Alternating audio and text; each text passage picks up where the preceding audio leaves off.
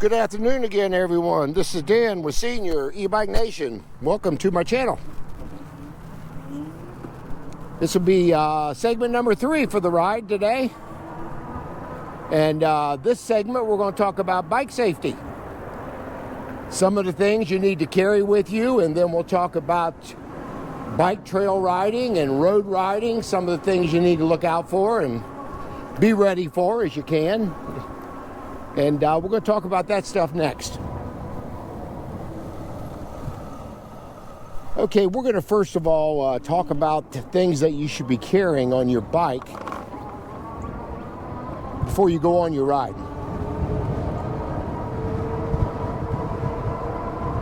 On your left.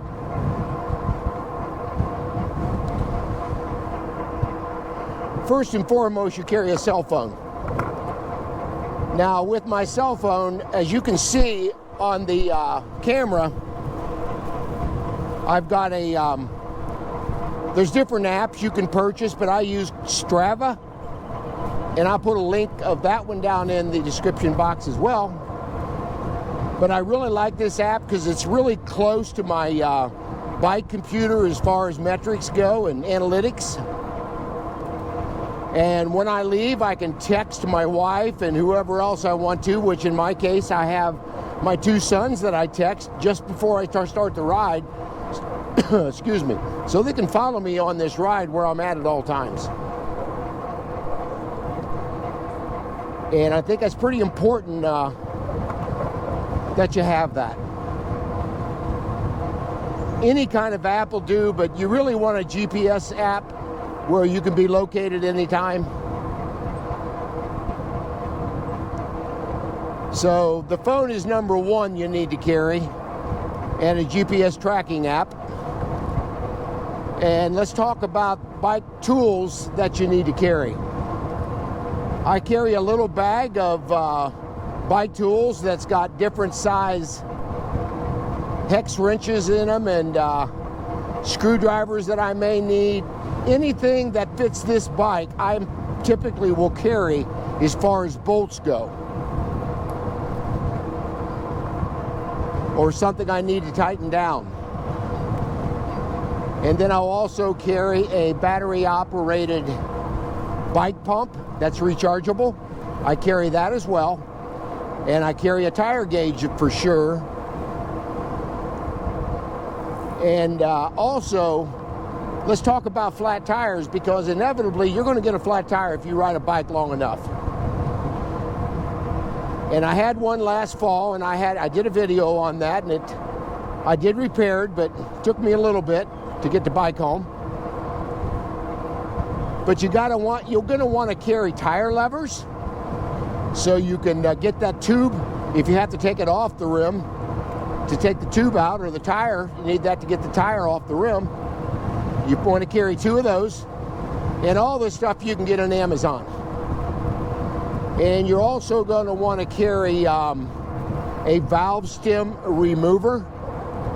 Now, what I do if I'm on the trail, instead of having to take that bike tire off, I will just turn the bike over, and then if I'm going to put in a protectant sealant to seal that flat, which I use a material called Flat Out, and I'll put that on the description and on the videos for you. I carry that with me, and then when I take that stem out of the valve, you got to have that little tool to get that out. So what I'll do is take that stem out, let the rest of the air out, and then I'll put the Flat Out in the tire, whatever it calls for. Usually a little pint bag will do it. But you want to put that in there, and that's got Kevlar material in there. And what that'll do, starting to sprinkle rain here a little bit, what that'll do is hopefully seal any opening or seal any hole that's in that inner tube. And then you can take your bike pump and fill the tire back up to get you home. But you want to carry that kind of stuff. If you've got room in a bike bag that you're carrying, you'll want to try to carry a minor first aid kit for like Band-Aids and gauze and some pain pills, maybe like Tylenol or something like that. That's some of the stuff you kind of want to carry with you. You just never know when you're going to need it. Now I got panniers on this bike, which I'll show you once I start showing you the bike, so I can carry a lot of stuff in there.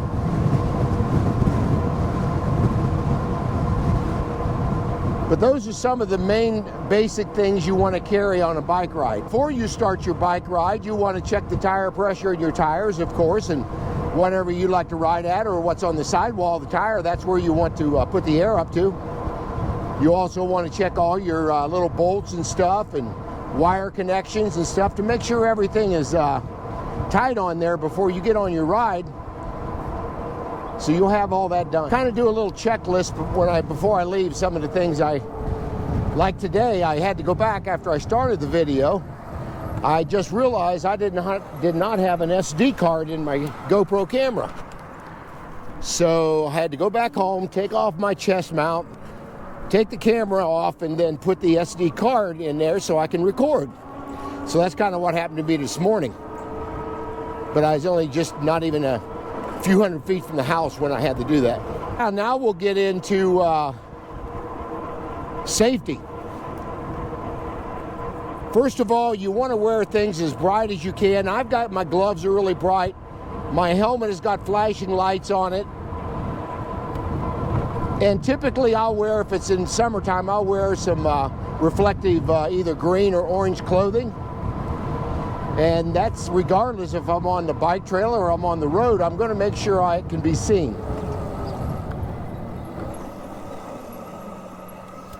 As we're talking about safety, as you can see, I just came to a complete stop at that stop sign. Most bikes don't do that. But if you're going to practice and preach safety, you need to do it yourself. So 99% of the time, unless I tell you I'm going to blow a stop sign for one reason or the other, maybe a low battery or whatever, and I'll let you know I'm going to do that. But when you're on a road, that's a total different story. There's two things you got to have: situational awareness, and you keep your head on a swivel at all times, because you just never know what you're going to encounter when you're road riding. Now I have turn signals on my bikes. All my bikes actually have turn signals on them now, and I think it's very important. Now I need to get another set to put them on the front of the bike. I just have them on the rear of the bike, where people can know which direction I'm turning, obviously, but always use your hand signals if you can as well, so they know what you're going to do. They may not see that light for some reason, so if you use your hand signals as well, they got a good idea what you're going to do. But you just got to be careful when you're on the road, because on a bike on the road, you kind of have to not only drive defensively, you have to ride offensively. You may have to jump off that bike at any given moment before you get hit. So you may have to just curve that off into grass or onto a sidewalk or something just to get you in a safe environment. So those are just a few things you got to worry about when you're riding on the road. Now, obviously, when you're riding on the road, you probably want to try to stay as close to traffic as you can. Most bikes will only do 28 mile an hour, but at least you're kind of keeping up with the flow of traffic. And when you're get them up to an intersection where you got a crosswalk. Now, I don't know about other states, but the state of Ohio has a law, and sometimes I don't do it, sometimes I do, but I really need to make a practice of doing it. You need to get off that bike and walk that bike across the intersection. Because if you're getting ready to cross that intersection and there's a person behind you getting ready to turn right, they could run you over if they don't see you. So those are a couple of things you got to pay attention to. But I try to give cars coming my way a very good turn signal with my arms, one way or the other, that I'm going to turn. Getting just a light sprinkle out here today. They call for rain this afternoon, so on your left. On your left. We're going to ride on past the bridge here, and I'm going to get into an open area that I know where I can fly the drone a little bit so I can piece in some drone footage of the bike so you guys can see it. But I'm also going to get my other camera out, and I'm going to show you guys a little bit about the bike. instead of having to take my camera off my chest, I'll be using another camera to get footage about the bike. So we'll be doing that once I get the area that I'm going to be flying my drone. But we'll stop the video just prior to that, and we'll do a fresh video on the description of the bike and the drone footage as well.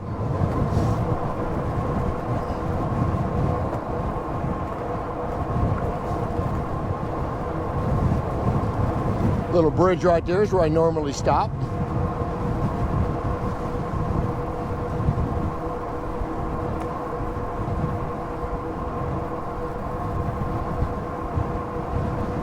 Yeah, a little bit on trail riding again. You got to be careful. You always want to holler on your left, on your right, or use a bell or a horn if you got it. But I find that a bell and a horn is kind of annoying to people. So I just announce when I'm going by them. You got to watch little kids, because if you say on your left or on your right, that's the way they inevitably will run. And you got to just be super, super careful with little kids. And dogs, for that matter. Now in Ohio, you got to have a dog on a leash. He cannot be running loose anywhere in public. And I'm sure that's probably standard in most states, actually. But I've never had an incident where I come close to hitting anybody or anything like that, so. But you just got to use common sense and pay attention to what you're doing all the time. I see so many people walking with their ears plugged in, and they couldn't have heard you if you had had a semi-horn on them, because they got their heads plugged in and listen to music or whatever, and they're not paying attention to what they're doing. Well, if you step over and you get hit by one of these bikes doing 20 miles an hour, you're going to feel it.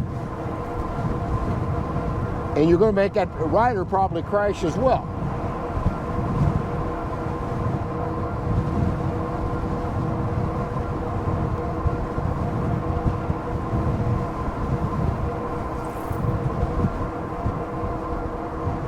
Now, for instance, these next set of stop signs I'm coming up to, nobody ever stops at these. And you can see very clearly both ways, but it's the law. So I don't actually put my feet down, but I come to a complete stop. I got really good balance where I can pretty much stop that bike completely without having to get my feet down. You got another one right here. The stop sign, for some reason, either fell or been removed here. I don't know why. But this is a little area going back into somebody's house. And yeah, the people should be stopping right here. I think of the last 3 years I've ever rode through here, I think the last ride, somebody was coming up that gravel road up there that lived back there. So it does happen. Up here, we're coming through an area that the Speedway, where a lot of cars race in the summertime. It's got more stop signs, but they usually have the gates that are completely closed, so nobody would come through there anyway. But again, I try to stay in the practice of stopping.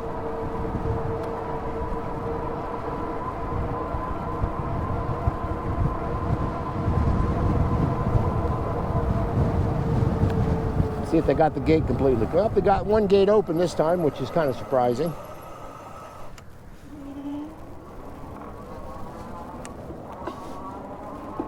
And up the next stop sign, that's where I'll go down into the open area, and that's when I'll use my drone, and we're going to talk about the bike after I get my the camera out.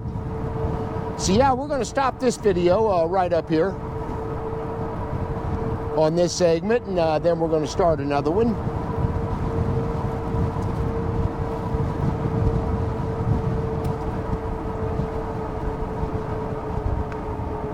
Of course, this time of year nobody's racing or anything, so you don't see a whole lot of activity going on. Coming by you, Kenny. Hey, how you doing, man? Brother. Good. There's a buddy of mine right there.